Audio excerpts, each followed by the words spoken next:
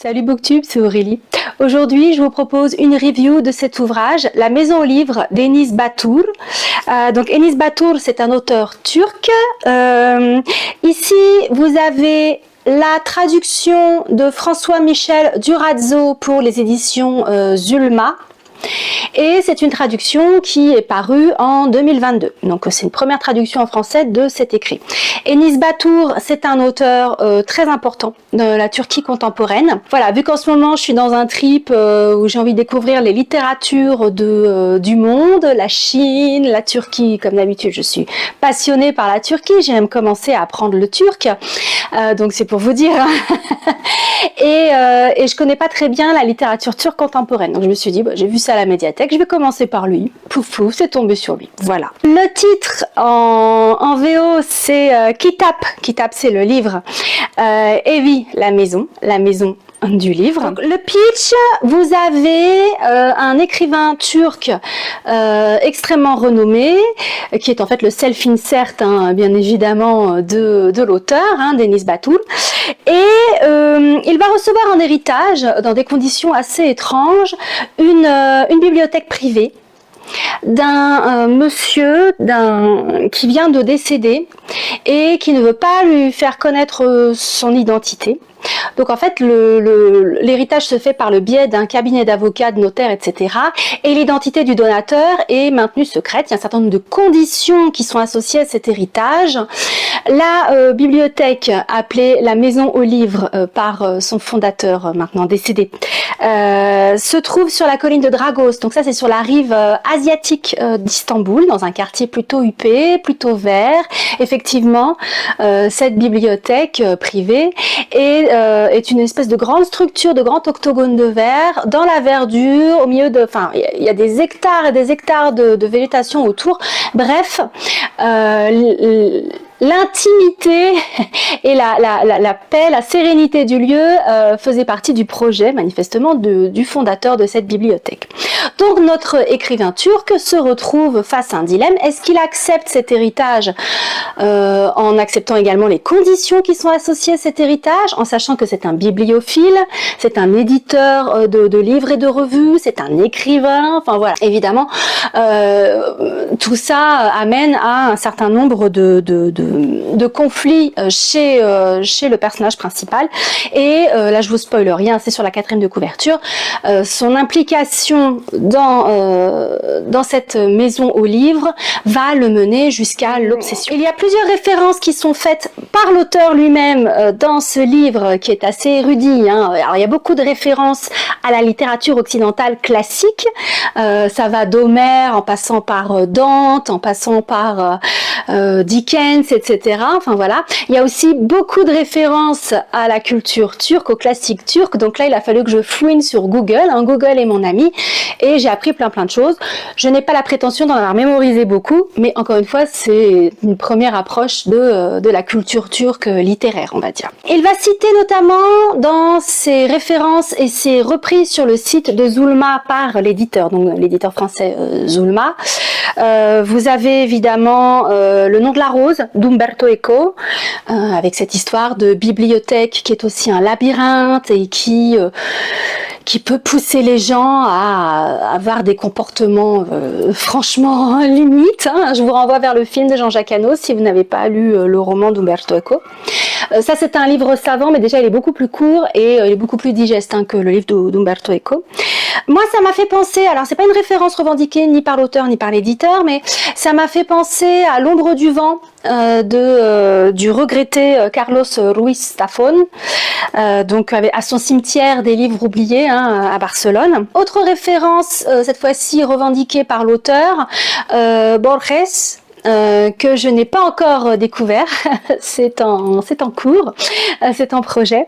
Donc voilà, il le cite aussi comme une de ses nombreuses influences. Alors je voudrais dire quand même un mot sur l'édition.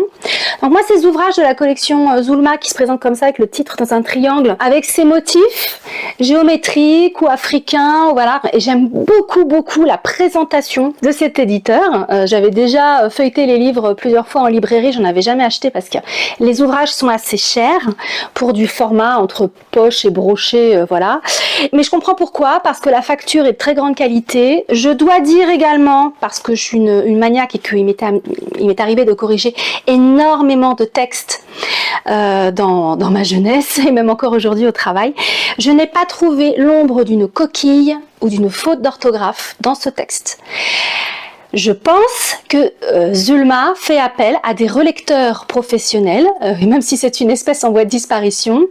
Les logiciels de correction ne font pas tout. Hein, vraiment. Et là, manifestement, ils ont fait appel à un être humain et ça se sent hein, vraiment. La police de caractère, la qualité du papier, la présentation, le design, enfin moi, c'est le sans faute en ce qui me concerne sur les éditions Zulma.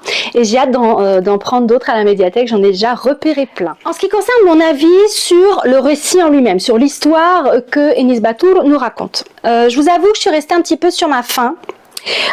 Sur le plan de l'intrigue / du mystère, et à ce niveau-là ça n'a rien à voir avec le nom de la rose. Déjà c'est beaucoup moins érudit, c'est beaucoup moins long, c'est beaucoup moins ambitieux hein, comme ouvrage, on va pas se mentir, et donc je suis restée un petit peu sur ma faim, même si j'ai très vite compris à la lecture qu'on partait pas du tout sur ce genre de bibliothèque labyrinthe, et que l'intrigue serait beaucoup plus succincte, qu'on n'aurait pas forcément les réponses à nos questions à la fin, et même si c'est un ouvrage très érudit, encore une fois il est beaucoup plus accessible que le nom de la rose, auquel il va vraiment falloir que je donne une deuxième chance parce que je l'avais lu beaucoup trop jeune et ça m'avait saoulée, mais saoulée d'une force.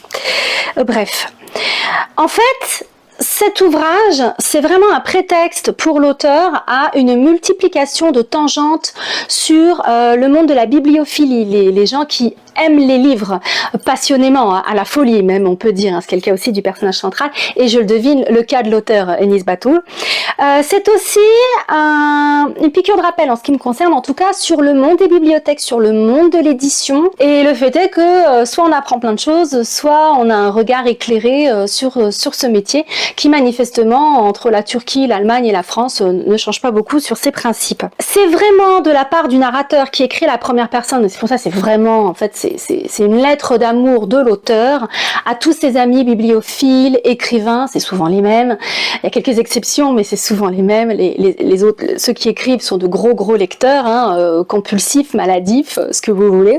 Et ça, c'est quelque chose que j'ai apprécié.